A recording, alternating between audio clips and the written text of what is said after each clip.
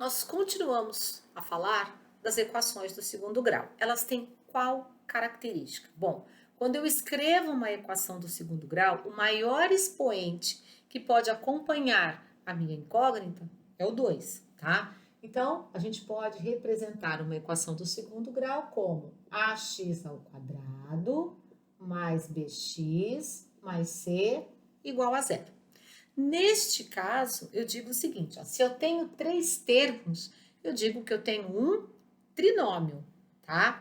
Só vou saber se é quadrado perfeito ou não se eu conseguir calcular a raiz quadrada do primeiro termo, conseguir calcular a raiz quadrada do terceiro termo e o termo do meio, né? O segundo termo, ele for par e múltiplo dos resultados das raízes, tá? Caso contrário, não é um trinômio quadrado perfeito, é só um trinômio. Porém, eu tenho equações do segundo grau que são incompletas.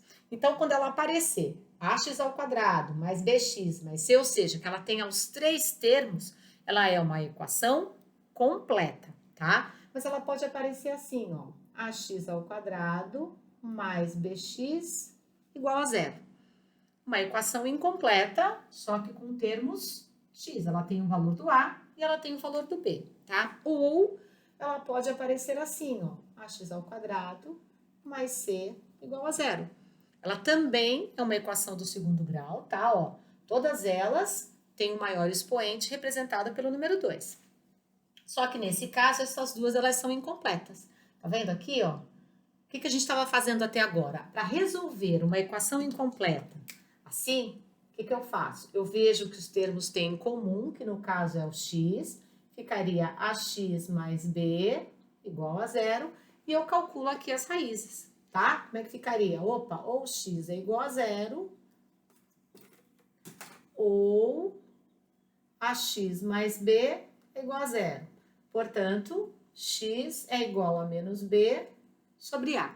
Determinei aqui as duas raízes. Então, geralmente, quando nós temos uma equação do segundo grau incompleta em função de x, um dos resultados é zero. Isso é regra? Não, depende dos números que nós estejamos trabalhando, tá? Então, aqui, ó.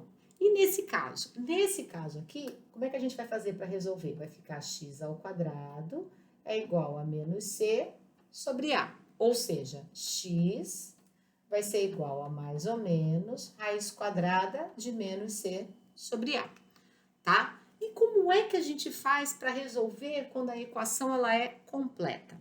Lembra? A gente estava resolvendo pensando aqui na soma e no produto, ok?